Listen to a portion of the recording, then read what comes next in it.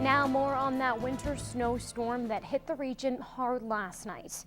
City workers were out in full force bright and early this morning, but the good news, it looks like the worst of it is behind us. David Semchism has the story. After a week of rather nice weather, Lloydminster was ready for a warm and sunny first day of spring. That hope was covered deep with snow.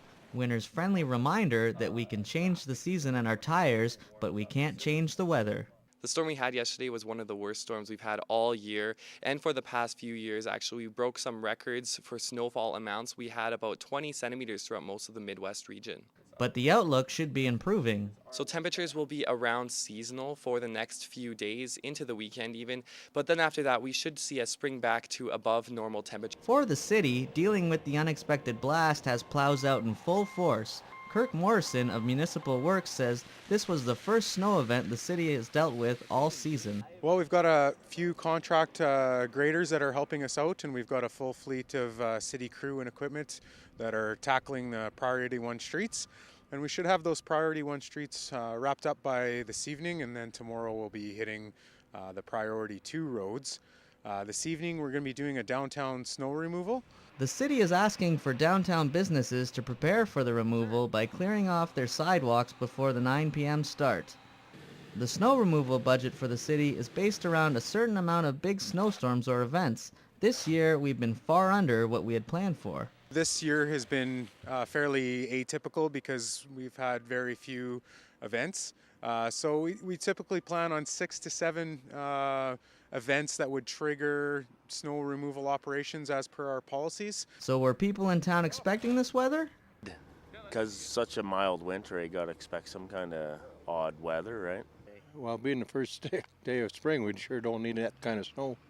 Had more on the sidewalk here than the snowblower would handle this morning. Temperatures may be close to 30 degrees in parts of the country this week. Unfortunately, Lloydminster doesn't fall within those areas, so for now we will continue to feel a snowy chill in our spring air. David Semchism, Newcap News. Officials have released more details on an oil spill just outside of Helmond last week. The Ministry of Energy says it was a large spill, 30 cubic meters in size. Most of the oil spilt was on public property, but some did reach nearby farmland. It was caused by this semi-truck flipping. Police say part of the gravel road gave way after the truck traveled too close to the ditch, causing the semi carrying crude to lose its load. It's been fully contained, and the contaminated soil has already been scraped up and sent for disposal. An environmental assessment of the area is currently underway, but will take a few months to complete. Portage College in Lac La Biche is turning on the tap to a new water treatment program. As Clayton Brown explains, the need for trained operators is huge. Hey. A ribbon cutting made it official as staff at Portage College announced courses are being offered to help students obtain a water and wastewater operator certification. The municipalities in the area, all of the First Nations and Métis settlements are struggling to find fully qualified operators to run wastewater and potable water treatment facilities. So there's an immediate and a local demand, but also there's a provincial demand. What it means for the safety of potable water, the safety of your family and your communities, and how to manage wastewater properly. It's just very meaningful for the environment. It's very meaningful for public health. Due to a lack of federally regulated labs in the area, 2 new facilities are being built to accommodate the program. We're hopeful to start and complete the construction for the reference laboratory prior to the end of October of this year.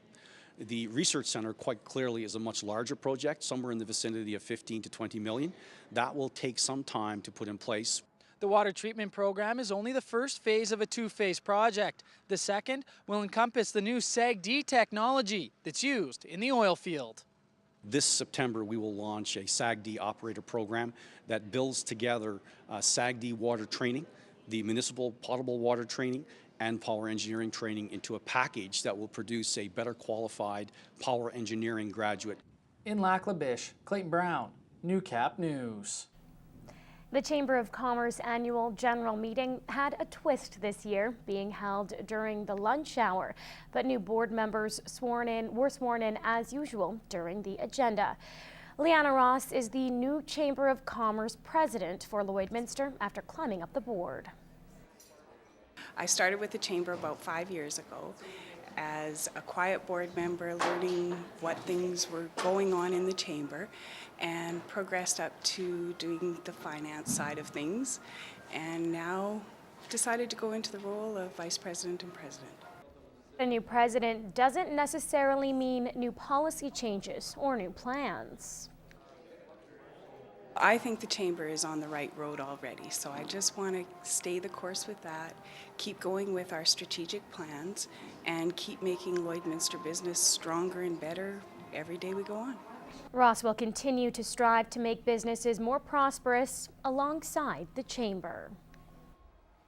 The economy in 2012 in Lloydminster has been coming on very strong, and the Lloydminster Chamber wants to be a part of helping all of our businesses do very well in this economy.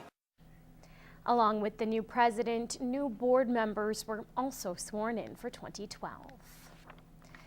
The SPCA is hiring. In this week's Pet Project, we'll tell you more on how to apply and introduce you to some loving pets looking for a new home.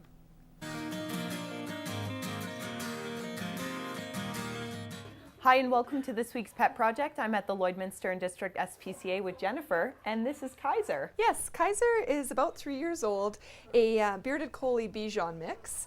He is already neutered, he's microchipped, he's up to date on all of his vaccinations, including his rabies vaccine, so he's pretty much good to go.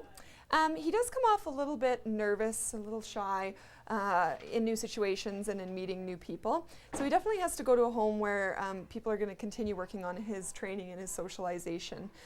He would do best in a home with older children or no children at all, but not so good with young children, as they just tend to be a little bit faster paced, faster moving.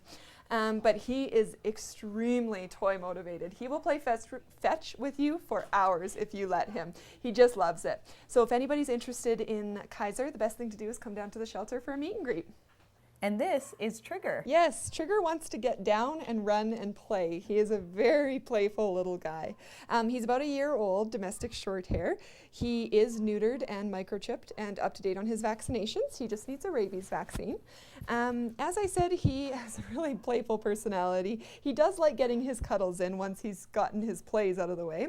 And you know, it's interesting with black cats. They tend to be the last ones to get looked at, last ones to get adopted, and I really don't know why, because to me, I think they have the best personalities, and Trigger really does have a wonderful personality.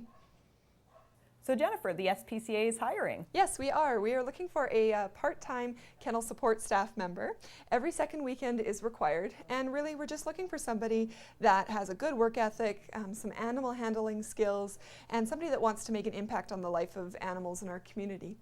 So for more information on the position, the best thing to do is go to our website at lloydminsterspca.org. Perfect, and thanks for joining us on this week's Pet Project.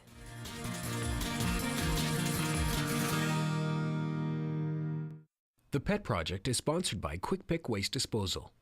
Locally owned and operated and serving urban, rural, and industrial customers in Lloydminster and region.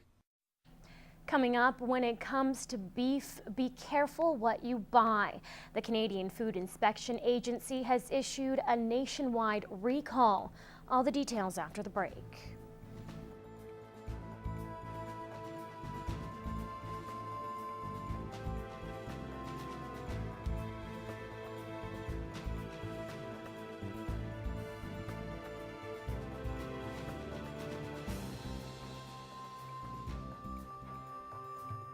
Stocks and oil prices brought to you by Spectrum Restoration. When disaster strikes, don't wait. Call the professionals at Spectrum Restoration, a certified member of the Canadian Disaster Restoration Group. Well, thank you, Gerard. Despite yesterday's wicked snowstorm, the region is still thirsty for moisture after an overly dry winter. And the lack of moisture is causing concern for our agriculture community.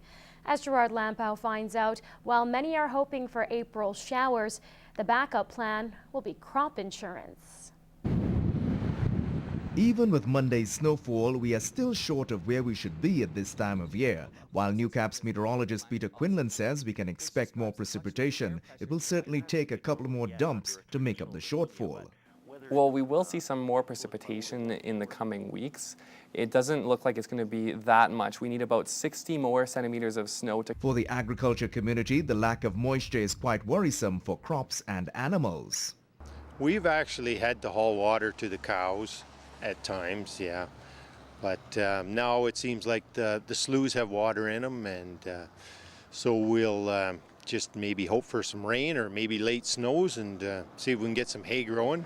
Hauling water is costly and time-consuming, so producers will hope for April rains to keep their affairs at bay. The lack of grass is probably what people are really concerned about, because if we don't get late snows or early rains, you don't have the hay and the pasture growth isn't there. Producers will plant, but having insurance is critical at this time. You can select the percentage of average coverage. So if it's dry going into spring, oftentimes farmers will select the highest coverage possible, which is 80% of average. Lakeland College's Peter Walsh says in the last 10 years coming into spring, we're as low as we've ever been for soil moisture. He too sees the value of crop insurance. One of the issues was getting your pasture and hay insured, and to be hunting up grazing land in the event that you ran short and having a shortfall planned for. Gerard Lampow, Newcap News.